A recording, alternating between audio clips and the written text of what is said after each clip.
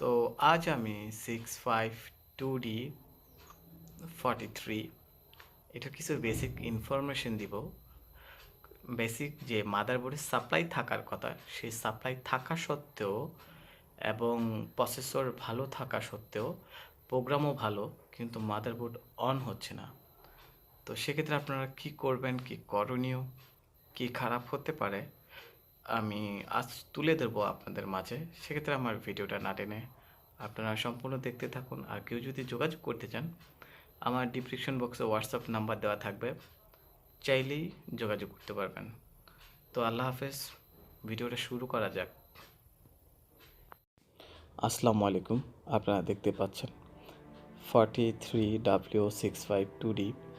এই মাদারবোর্ডটা ইদানিং খুবই খারাপ হচ্ছে।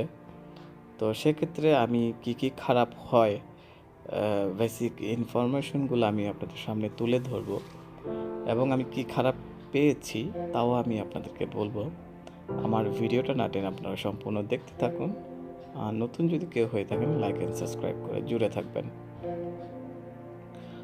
তো আসলে মূলত এই টিভিটা যাদের ব্ল্যাক স্ক্রিন, প্যানেল ভালো, চায়না বোর্ড দিয়ে চেক করার পরে ছবি ভালো দেখাচ্ছে, কিন্তু এই মাদারবোর্ডের ছবি আসতেছে না।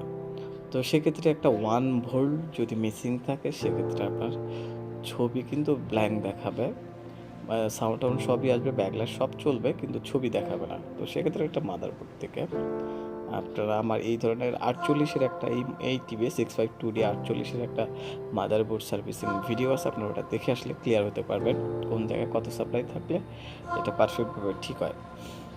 তো সেক্ষেত্রে এই মাদারবোর্ডটার প্রোগ্রাম ভালো ছিল এবং প্রসেসরও ভালো, এবং সামান্য একটা ফল্ট ছিল, ফল্টটা খুবই ক্রিটিক্যাল। তো সেক্ষেত্রে আমি বিস্তারিত আপনাদের সাথে আলাপ করব। তো আমি মাদারবোর্ডটা যেহেতু ঠিক হয়ে গেছে, চেক করার জন্য আমি 19.5 ভোল্ট মাদারবোর্ডে ইন করেছি। ইন করার পরে এটার কিন্তু যদি ভালো থাকে, অ্যাট ফার্স্ট টাইম আপনার ব্যাকলাইট চাইবে, তো 6 টাইম ব্লিকিং দিবে।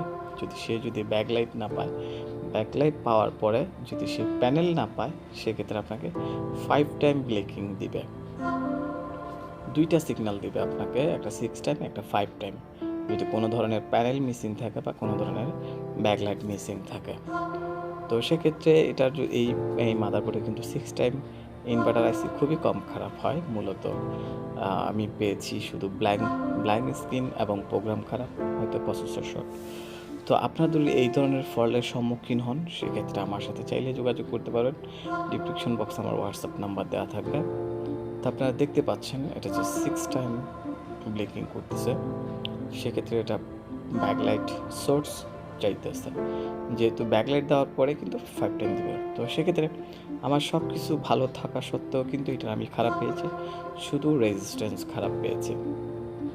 তো আমি রেজিস্ট্যান্স লাগানোর পরে আমার কাজ হয়ে গেছে।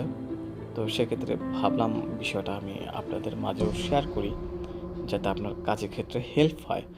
আপনার সব কিছু ভালো থাকা সত্ত্বেও কিন্তু সামান্যতর একটা রেজিস্ট্যান্সের জন্য কিন্তু আপনার মাদারবোর্ড বোবা হয়ে থাকবে।